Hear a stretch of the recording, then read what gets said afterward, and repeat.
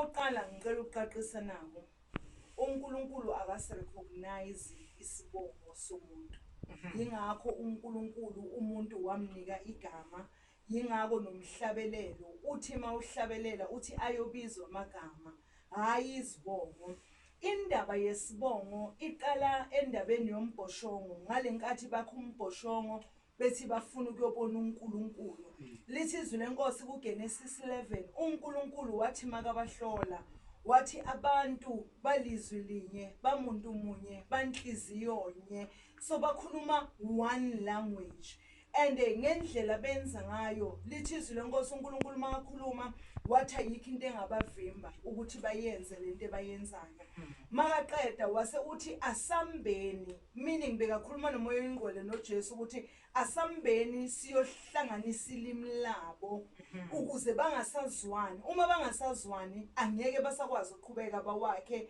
umbhoshongo so lithi izwi lenkosi behla uNkulunkulu neteam yakhe bahamba baqakanisa ilimi kula manje kwaqala khona bomahlangu kwaqala bonkosi kwaqala bohlatshwayo that's where the surname begin but still uNkulunkulu aboAbraham akabanikanga izibongo uqhubekile wabanikeza amagama anama meaning a different manje sesiza kulento ye double barrel surname double barrel surname yinto thina esinganayo whether western culture whether african culture yinto besinganayo ibuyapi double barrel surname double barrel surname it comes from the foreign country Phesheya bayisebenzisa abo Nigeria bayisebenzisa but Nigerians most of the time isetshenziswa yilabantu ababiza ukuthi ama barista abantu abakuma position a high abantu ababuilde igama labo at an early age uthola ukuthi sikhuluma ngosiponono and masithi siponono mabuza mawubiza umabuza bezwa kahle ukuthi oh yiloye konje ohlele eParliament yiloye konje ososo so ama barista they decided ukuthi ku constitution yabo bayifake indaba ye barrel to protect the first surname aziwa ngaso ngoba they believed ukuthi uma kusuka isibongo soqala aseka famous ngaso then angeka sathola iposition ekahle so they decided to keep but ama barista wabafazi not the male abafazi because the double barrel surname ihamba nomuntu wesifazane ayikho kumuntu wesilisa so ama barista they were keeping the surname because isurname yakhe yasekhaya bese sayine value seyiphakeme kakhulu seyaziwa so there was no way ukuthi angashiya the surname yasekhaya avele aadopte isurname ekungasiyo yakhe definitely bebafeel ukuthi they won't be recognized ngendlela efanele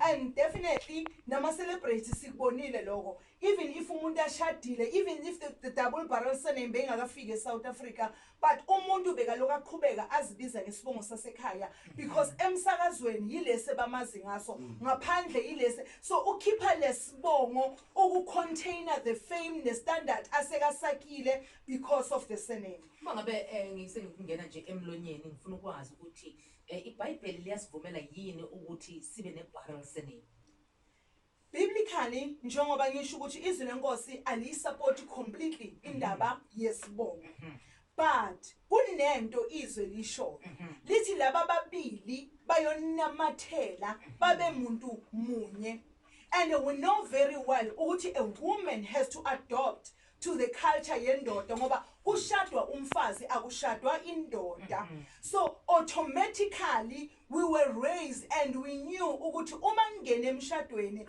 angeke ngisaba unkosi but ngizoba uhlatshwayo so definitely malithi izwi lenkosi munye lo muntu there is no way umuntu oyi1 angasebenzisa ama surname different so uma ifika lapho it completely differs now so but uma sibheka biblically nangokukhuluma kukaNkulunkulu definitely double barrel surname it's not supported because if I adopt to my husband's culture then why am I still using my surname because automatically umuntu wesifazane makazoshada ushada angumiss kodwa maseka shadile kuthiwa Mrs so you can just imagine when I say Mrs Busi then inkosi ihlatshwayo it's as if ngicela ukuyibeka lesiponono izwakala ukuthi ivela kimi ayivele ezwini ayiveli kumuntu to me it feels as if sifike esikhathini la umshado we never take it seriously.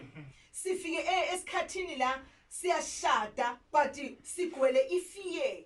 What if uzongidivorce? What if uzongizwisa ubuhlungu? What if yabona labo what if baningi in a manner yokuthi umuntu ufika la athi let me keep my surname in case it happens. Then I don't have to go the home affairs and do everything, but I will just contain my surname. Kanti umshado yinto kaNkulunkulu. And uma kuyinto kaNkulunkulu, we ought to treat it ngaleyo ndlela. So umfazi wena kuzoba kukusasa, whether it will be 30 years to come, but a woman has to adopt la ashadele khona. Ngoba masizombiza sizothi Mrs. Hlatshwayo, asizothi Mrs. Nkosi. kaNkosi awusingu Mrs. usesengumntwana noma ngabe ushadile. So mangabe kaNkosi unguMiss, but uma ngabe sokaHlatshwayo unguMrs. So le ndaba yama double barrel surname ukuthi sifike njani kuyo nokuthi sigcine si-adopta kuba yinto yethu. If you can check even in the Western culture, uma ubeva labelungu babizana ngamagama babiza unkosikazi wakhe uzothi Braji Ranbir Kohli. So definitely the last name, the last maiden name, kuba eyendoda, automatically it changes. At some stage when you Google and you check it, kunala bachaza khona about indaba zama property, indaba zama bank, because automatically mawuqeda ukushada umshado wakho register ka commissioner, your maiden surname automatically ya remove kuvela leso shadele kuso. So makuvela leso shadele kuso uthola ukuthi kuba ne deadlock ebank awukhona ukwenza nix sekosi ukuthi uyochintsha ini iID, because every time you pitch up bakutshela ukuthi no, but why ungachintsha surname, why ungenzeni. So I don't know whether most women they are adopting to the double barrel surname because of that, or because of fear yokuthi if in case uyangidivorce, if in case uyangi-abuser, if in case angiphathekanga kahle. But one thing that we are forgetting, inesizotha into yokuthi uma ngabe usiponono sesimshadisile sivume ukusho ukuthi umama Mabusa, singafuni ukuyijikajikisa, singafuni ukuyishonisa lena le, but asimnike the platform yokuthi umama Mabusa, makumama Mabusa asuka kalikhele sekangena njani ulikhele, ngoba manje ucontradicta izinto. Because the story se double barrel surname, some of the men they have experienced torture futhi ngale double barrel surname. Umuntu makathi uyakhuzwa endlini uthola omunye usisi azakhuluma amagama athi makawakhuluma athi phela ungakhohlwa mina ngizalwa ka. So less sakho is just an addition of which I can remove it. So uyabona manje ukuthi akusese double barrel surname only, but it does now have an impact even kulo mshado lo esikuwo. So it's very much important to understand ukuthi njengoba uNkulunkulu athi laba bayoba munye, definitely into eyi-one we cannot separate it masekufika kuma-ID. Uma ngabe sonke siphethe ama-ID athi Hlatshwayo, kunesizotha kunenhlonipho. Uma abantu bathi mama Hlatshwayo, what is wrong about me ukuthi ngikwamukele ukuthi vele ngiwumama Hlatshwayo? Why do I still need to use uNkosi? But anyway, according to the bill of the country, according to the constitution, it's a woman's right to make that choice. You can mhlambe sesikhuluma thina njengoba ushizo wathi wena lokhu kubuya kimi engikuzwayo nengikufilayo ukuthi nengicabangayo ukuthi vele kwenzeka kanje. Ngifuna siye lapha ke endabeni yokuthi uma sisakhula noma umakoti engena emshadweni bekuyaye kube khona abantu bebethi bembize ngesibongo sakibo bethi naNkosi. Okuwukuthi kushuthi labo bantu labo mangabe sizovumelana ukuthi bebebona ukuthi yebo siyavuma usungowasemshadweni, kodwa sikwenza ukuthi ungakhohlwa nesibongo sasekhaya ukuthi awuzuthatha ibarrel surname, kodwa sizokubiza ngokuthi unguNankosi, kodwa wena ube ushadele kaHlatshwayo, unguMrs. Hlatshwayo, kodwa ke ngokuzalwa uzalwa kaNkosi. Yes. And that's practically true. That's what the old ladies were doing, even abantu abadala. Namanje basakwenza emshadweni uthola ukuthi ushadile mawufika emakhaya uyovakasha bathi konje umakoti wethu wakabani wakaNkosi. So unaNkosi mara yena ungubani ungumama Hlatshwayo. And ibuyisa isithunzi, ibuyisa inhlonipho kakhulu ukuthi ungakhohlwa ukuthi ubuya kuphi. Ungabakhohlwa abakini laba obuya kubona, kodwa khumbula futhi ukuthi iBhayibheli liyasho ukuthi uyoshiya Yes. umndeni wakho Yes. bese uyoqala umndeni omusha. Yes. That's why kufanele ukuthi ube ngesingathi njengoba sila Yes. ube nesibongo esisodwa ukuze ulandele umbhalo obhaliwe. Definitely. Ngempela siyabongalasala. Injalo ngoba uma ngabe sibuka la silandela sichecka siyathola ukuthi eBhayibhelini abantu bakudala sebasebenzisa amagama endawo njengoMary Maria Magdalene. uMagdalene indawo bekahlala kuyo bambiza ngalo Mary ukuthi waseMagdalene ngoba vele bekahlala eMagdalene. Isibongo asikho asitholakala.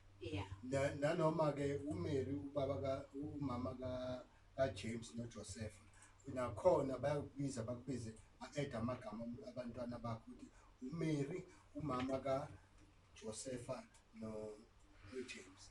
Azange sibe khona vele isibongo umuntu usesibili umuntu kaNkulunkulu.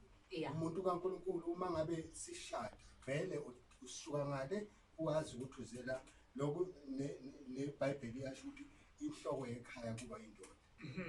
Vele injalo ayihluka ayijiki iBarrel Surname mangichecka ngihambe ngathola ukuthi la South Africa bayi recognize ngo1992 lapho bebayi adopta khona. Kepha uma ngabe fanele uyifake kuba nemininingwane eyenziwayo ya-applya uchaze kabanzi ukuthi uyenzelani. Kepha ke vele ezweni kaNkulunkulu iBarrel ayikho. Okunye isibonelo that we need to look at.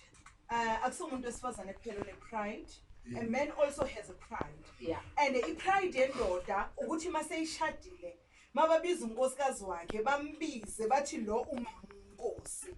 Lokho kumenza abe ne-pride afile ukuthi ngiubaba walekhaya. You know mina ngishadile ngiyindoda. So you can just imagine umuntu sekayaqhamuka manje uthi mabuza uNkosi sekaqhamuka egcineni mara uNkosi ushadile. So I think ukuthi some of the men will feel ukuthi lokhu kudegrade their pride, lokhu kudegrade isibongo sabo ngoba khumbula the reason namhlanje siba nama challenges uthole ngazothi umntana entombazana akamkeleki kahle kufuneka womfana is because they still believe ukuthi umntana omfana is pushing the surname forward.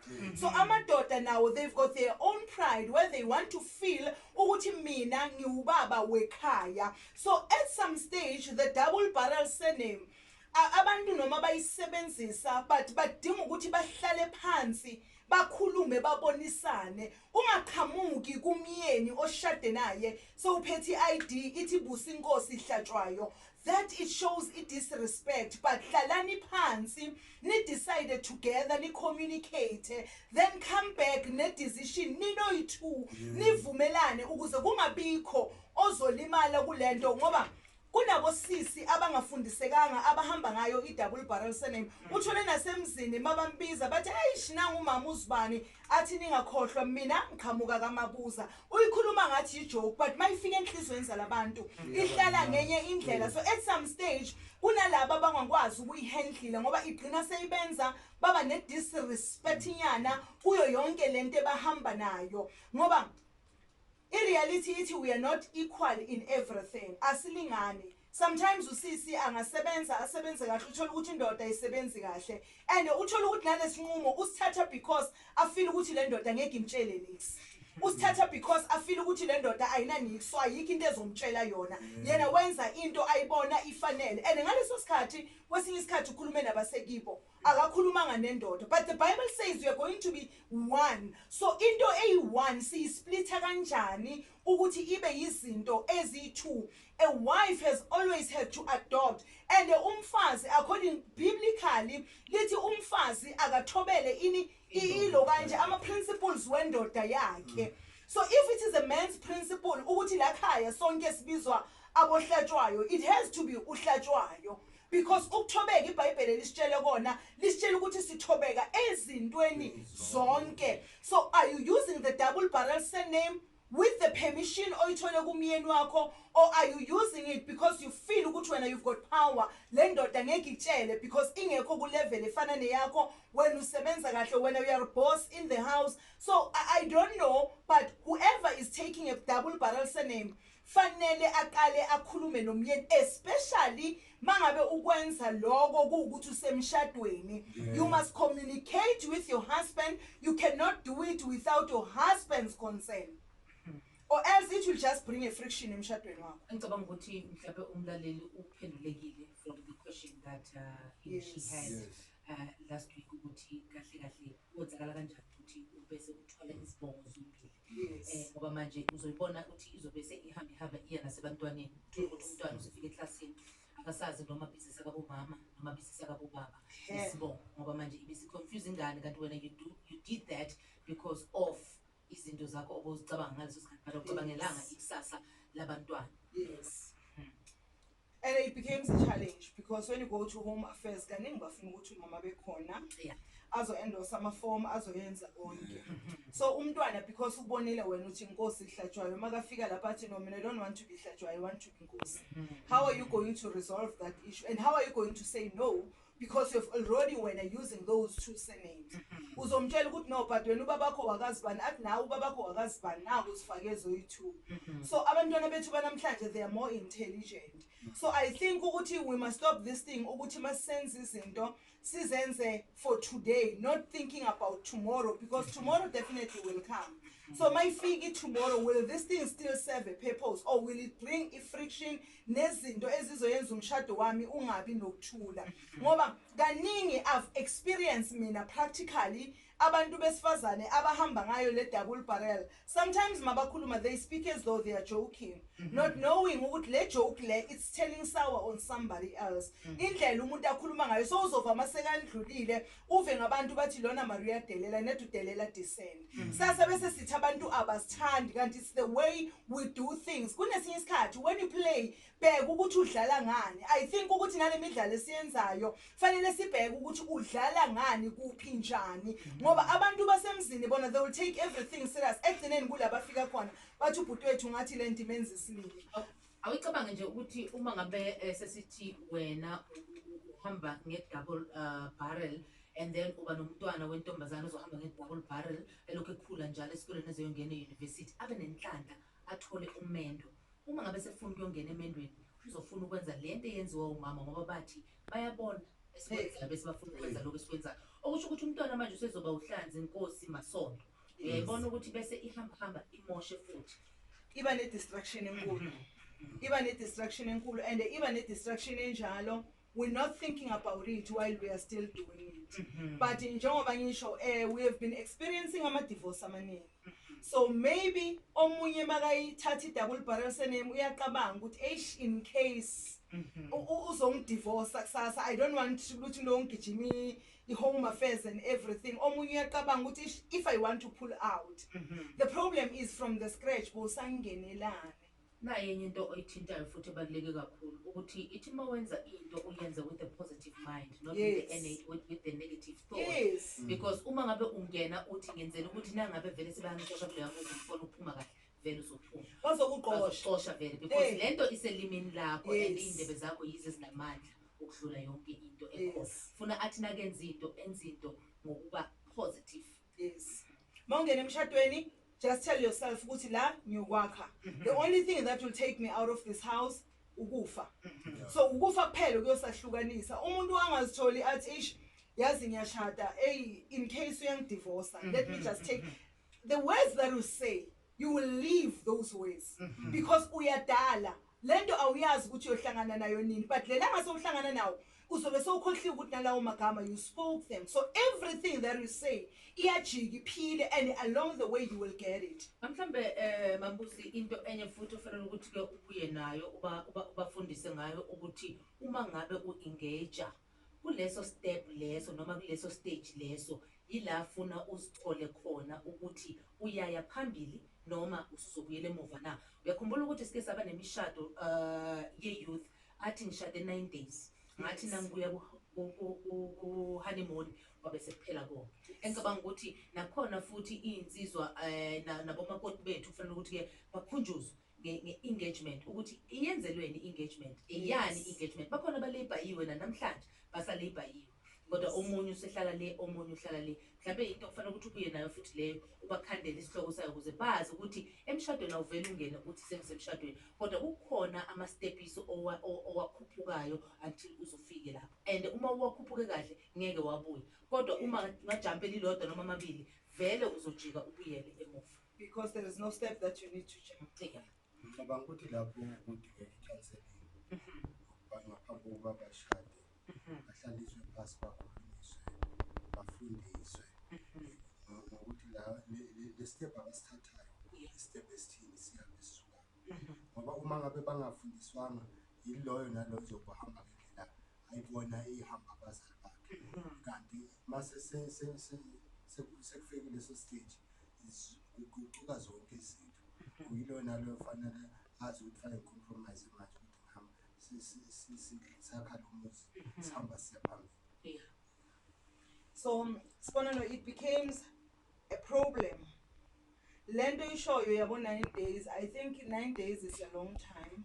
Kune couple eyahlukana honeymoon in 2 days. And you can just imagine bahlukaniswa social media. Because people, they cannot take themselves out of social media. Bafuna ukuphila impilo yabo bayiphile ku social media. Uyabona mawungena emshadweni, there are many things that you need to consider, and there are many mistakes abantu mabaqeda ukushada abawenzayo alidela kuma divorce. And the church, we are also playing a role, because ezinye izinto esizifundisayo azibasiza abantu abashadile, instead ziyabasplita. So sidinga uku-implementa imfundiso ekungeyaka uNkulunkulu eyakhisayo engamoshi. And umakoti sinalento esibiza ukuthi premarital counseling. Ngicela ukukutshela ukuthi there was a time when God revealed it ukuthi 3 months it's nothing. Lo muntu uyemzini onyuwana, lo muntu uyakubantu abanyuwana angabazi. Kwayena siyazi character yakhe lapho uyakhona, asimazi ukuthi ukhuliswe njani. So premarital counseling, it has to break those things. Ithola ukuthi lo muntu lo ungubani. Abanye bangena ba broken emshadweni, abanye bangena banezinto zabo. I-double barrel surname iza nezinto eziningi. Omunye ulimele akakahili but sekasemshadweni. Vele uzo-opta for i-double barrel surname in case ungenza lento lo yangenze yona. Ngoba izwi lenkosi lithi we cannot date and courtship. We need ukuthi mangabe insizwa seyifuna ungena emshadweni ithandaze. But the world says date and courtship. Date and courtship, and la undlula khona undlula unani unezika. And lezika kusasa ziklidelaphi ukuthi ube reserved. Uhlale ugadile ukuthi in case. Uyabona ukuthi wena abantu balele wena uvukile ume ngezinyawo in case. Umuntu uyakhuluma wena ufinalize isentence kanti belingayi lapho because of his car ohamba nazo. So normally mawunezika, you need to heal from the scars, you need to heal from the bleeding, you need to heal from the pain. And when you heal from all of these things, at the end of the day mawungena upholile, then you won't have challenges. But ungena namaska uzopanisha umuntu obekade engekho na ku that journey. So le double barrel surname ayizi nje iyodwa iplain, but it comes with a lot of baggage ehambe idale izinkinga futhi nasemshadweni ngoba abanye they just up and decide. Ubone nge-ID mase uthi uyayivula ukuthi hawu kanti uzibani usasebenzisa isibongo sakibo ngaleso sikhathi wena wazi isibongo sakabani sakho. Kwesinye isikhathi uyithola ngoba ucrack ama joke nabo cousin. That's when you find out ukuthi hawu lo muntu kanti. So to be honest, mishado yanamhlanje it is full of secrets. And the secrets, they always break things, they always destroy things. Amagama wakho ogcina ngaphambi kokuthi uvale bese sinike ubaba naye futhi ke asifakele. Sponono, into engithanda ukuyisho kubalaleli ukuthi mangabe uzongena emshadweni, just rethink things. Umshado ufuna ukuthi ungene emshadweni with a sober mind. Umshado ufuna ukuthi ungene emshadweni hayi ngoba kunobani ufuna ukumprove ipoint. Kodwa fanele mawungena emshadweni wazi ukuthi uyokwakha, wazi ukuthi this is a lifetime thing, it's not a temporal thing. So asidlali lotho la izamazama, but it's a lifetime thing. And a lifetime thing, are you prepared to go and live with this man? Are you prepared to even change your surname? Ukuthi uthathe salendoda ukuze wena naye nikwazi ukwakha ikhaya eliphilile.